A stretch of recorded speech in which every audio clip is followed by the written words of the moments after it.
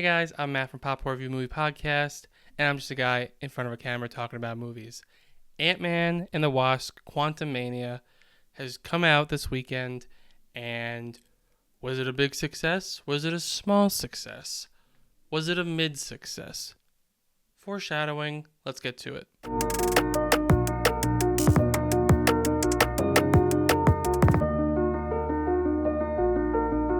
Okay, so I actually have a lot of thoughts about this movie.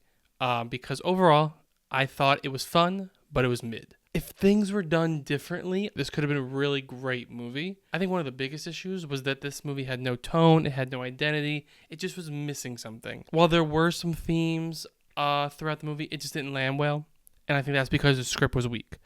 There was too many characters. Too many side characters, let me say, because they had a lot of main characters, so then to just add side characters meant like automatically you're spending less time with the main characters. They had Hope, they had Cassie, they had Scott, they had Janet, they had Hank, they had Kang. Right there alone, there's already over 5 main characters. So then to add a lot of the characters throughout the quantum realm, it felt forced. Only 2 characters felt like they've actually progressed from the beginning to the end of the movie, and that was Janet and Kang. And to be honest with you, those are my 2 favorite characters of the movie because you felt like you went on a journey with them. You felt like you learned more about them, and what you learned about them was really cool. I actually think this would have been a good Disney Plus show. 1 episode for Scott and Cassie, 1 episode for Hope, Janet, and Hank. Then you can kind of go into Kang's backstory. Then you can kind of have them kind of come together, and it wouldn't have felt disjointed. Why would you separate them? It never works to separate them, for me at least.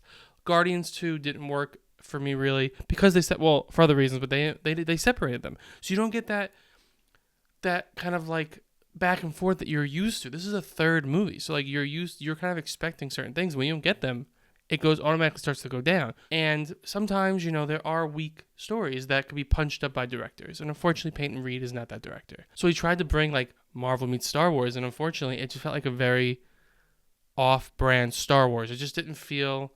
It felt like it's been seen before, it's been reused. I feel like I've watched this before, and you're not adding anything new.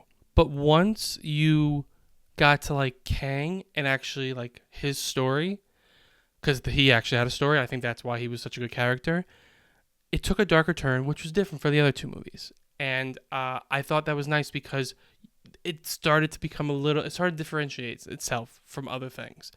And you had the serious tone to it, but then also had funny elements here and there. I feel like Ant-Man movies, I feel like just try to go jokes, and it's too much sometimes. And this one, like, I felt like you had elements coming in that were inherently funny in the serious tone. So then it kind of was a little breath of fresh air, but it kept the serious tone. M.O.D.O.K, I actually liked him. I feel like he's supposed to be stupid, and like it's just from what I know about the comics, he's supposed to be stupid. So like I feel like to just kind of like go full M.O.D.O.K and do what I had to do to put him in the movie. He fit the movie, and I think he's supposed to be this goofy character who thinks he's serious. And I think that worked with the tone when Kang came in, the more serious tone. But it was just like, I kind of liked him. He went on an arc. Actually, he went on more of an arc than Scott, Hope, and Cassie. When a character that people hate is more progressed than your main characters, that's an issue. And yes, his face looked weird. We'll just all say, yes, everyone's agreeing on that. You can't unsee M.O.D.O.K's face, but even they make fun of it. So I think that design was intentional. So like for me to kind of fix this movie, like I had some ideas, like really like I feel like if the story was more about the core group in the quantum realm all together, you could have had people stray every once in a while, but I think you had them stray too early and it took a while to get back. They didn't get back together till almost like the 3rd act of the movie. Have the movie be more about, yes, the movie was about family and time, but not really. They say family, they say time, but is it really about that? No. Have it really be about family, have it really be about time. Like have them really come together and be the family that they always wanted to be. And I feel like that could have been the arc for them, and have Kang there to get in the way of that. They both want to go home. Who's going home? You can do the heist thing because every Ant-Man movie has like a heist element to it, and that's fine.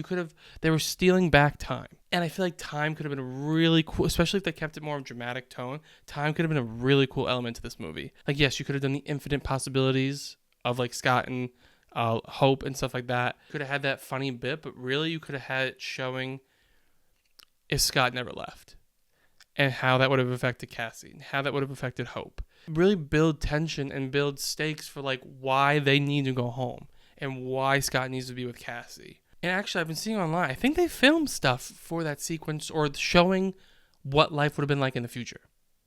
Because I think I saw some child actor posted a picture with Evangeline Lilly who looked completely different and looked like either like an alternate reality or the future, and she had kids. So it's like, it's almost like they were going to show what his life could be. What, like if he dies, what he's missing. Marvel sometimes does this. They have a really cool story that they can go with, but they kind of go a watered down version and add comedy to it.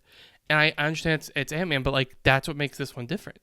Because it's more serious and the stakes are higher. And even if they killed Scott, like that could have been about time, like saying how, like kind of showing that like as long as that, like even the time they had, it was great to have you as a daughter. Like even bonding over the time they've spent together, even though he missed so much of her life when he got blipped away or when he was in the quantum realm. Like I said, I didn't love it, but I thought it was fun. I think it was fun because seeing those characters again. I mean, like this, like MCU is like it's great seeing these characters come back and like seeing where the story could go, even though the story went nowhere for them. It was fun seeing the characters come back. It wasn't an Ant-Man and the Wasp movie, really. I mean, what did Ant-Man do? What was the point of this movie? And it kind of felt like an Avengers: Age of Ultron, where like it could have been a great movie, but they kind of used it as more of a setup than a trilogy. This is if they make no more Ant-Man movies, this is his final movie. And while it was a setup movie, it was nice to kind of finally see where the phases are going. And because Phase 4 felt a little all over the place, this one, like, it kind of showed you, even with its post-credit scenes, where this saga is going. Speaking of post-credit scenes, they were great. I thought they were better than some parts of the movie. The first one being the Council of Kangs really emphasized how excited I am for Jonathan Majors to play Kang, because he's a great actor, and two, he's going to be playing so many different versions, and it kind of is going to be he's so talented. I'm so glad it was him doing this, because if they would have got the wrong actor, it would have been terrible. And the second one, just showing a clip of Loki. I love when they do that. They did that for Ant-Man, and they did it for the first one with the tease Civil War. But like and I love how it's teasing a Disney Plus show. I love how it's kind of all coming together, and it's kind of really showing the multiversal saga, and it made me really excited for Loki season 2. And once again, it just showed me like I'm so excited for Jonathan Majors to play his character. To kind of wrap this up, overall, I would give this like a 6.5 or a 7. I kind of every day I kind of think of it differently, but it was kind of a mid movie, and I hate saying that because I love Marvel, but they really kind of need to step back and check themselves and make sure everything works.